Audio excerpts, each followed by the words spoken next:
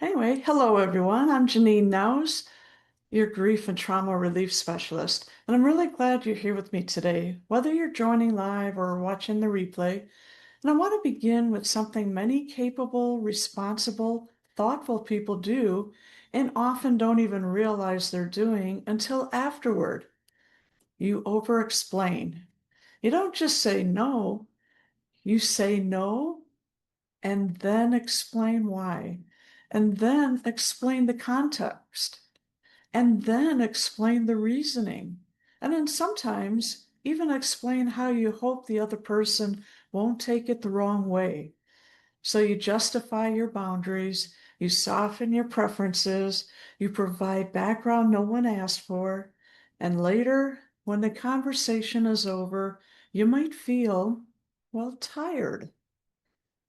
Not because you were wrong, but because you gave more than was necessary. And if that feels familiar, you're not alone. See, many people quietly ask the same question.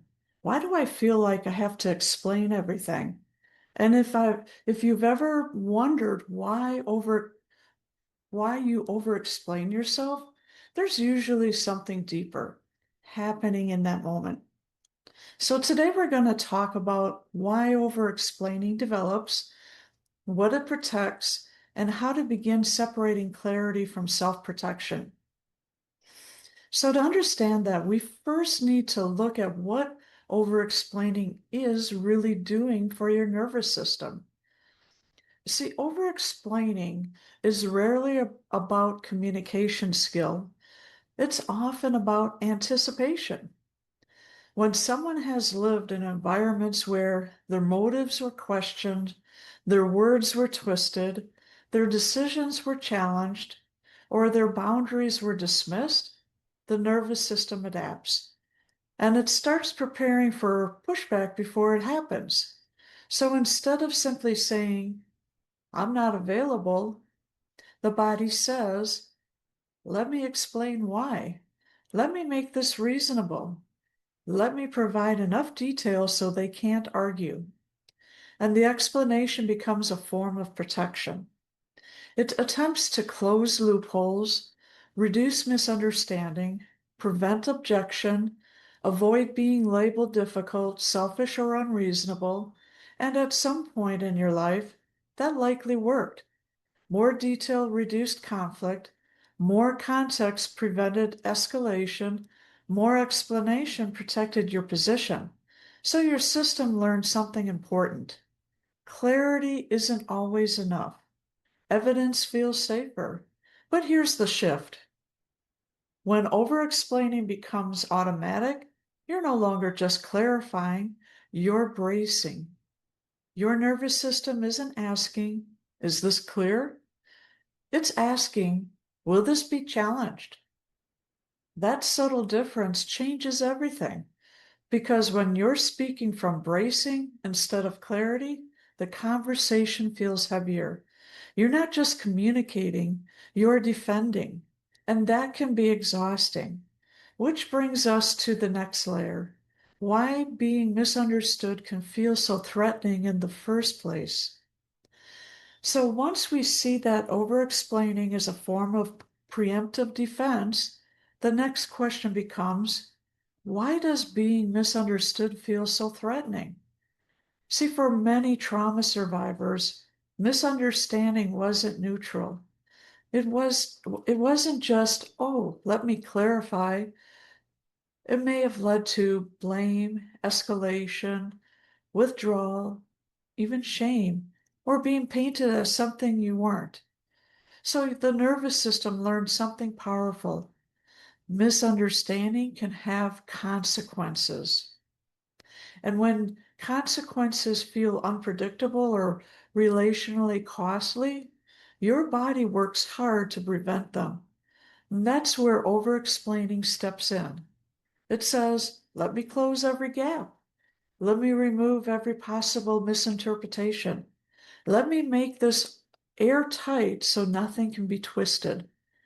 The explanation grows longer, not because you lack boundaries, but because your system is trying to prevent relational friction. You're not just communicating a boundary, you're trying to manage how it will be received. And that management takes energy. So the moment you sense even a small shift in tone, a pause, a subtle reaction, your nervous system may move into explanation mode, not because you did something wrong, but because your body remembers that ambiguity once felt unsafe.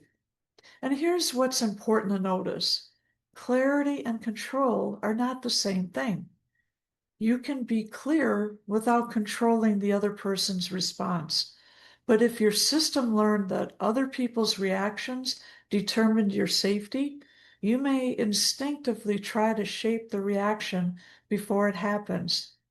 Over explaining becomes an attempt to regulate the room, to soften discomfort, to prevent being misunderstood, to prevent being rejected.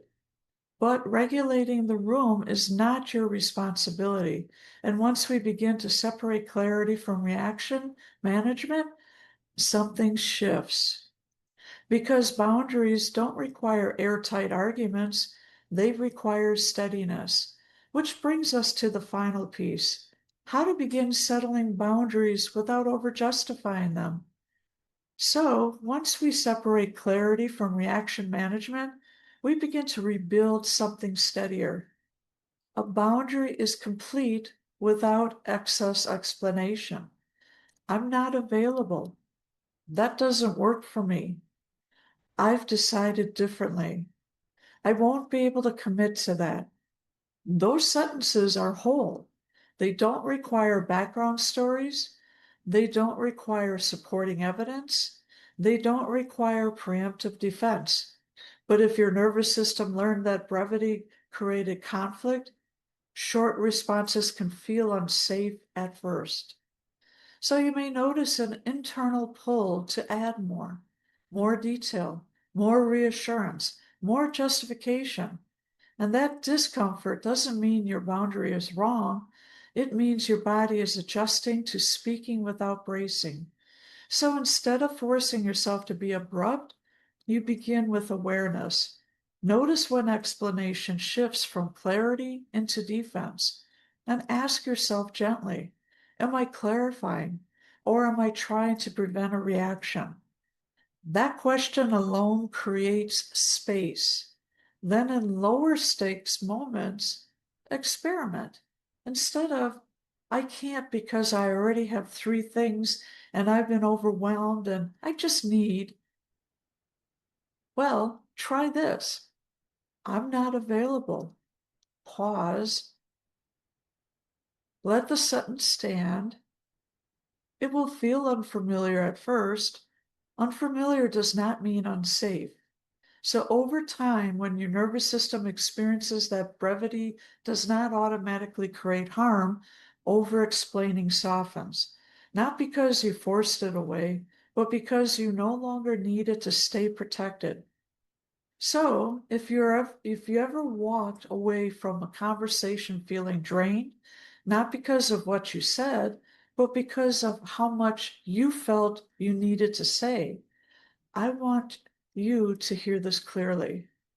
You weren't being dramatic. You weren't being difficult. You were protecting yourself. At some point in your life, more explanation likely reduced friction. It reduced misunderstanding. It reduced consequences. And your nervous system remembers that. But protection patterns that once kept you safe can become exhausting when they're no longer necessary. I want to thank you for joining me in today's Healing Step session. So if you'd like a calm, private space to explore where over-explaining shows up in your life and begin separating clarity from self-protection, I offer healing clarity sessions. And they're gentle one-on-one conversations and not therapy. I'm a coach. So there's no diagnosing or fixing involved. It just studies, it's just a steady space to practice expressing yourself without bracing. No urgency, no pressure, just support when you feel ready. Your boundaries don't require a courtroom defense. They require steadiness, and steadiness can be rebuilt. So thank you again for joining me here today, and I look forward to seeing you soon. Bye-bye.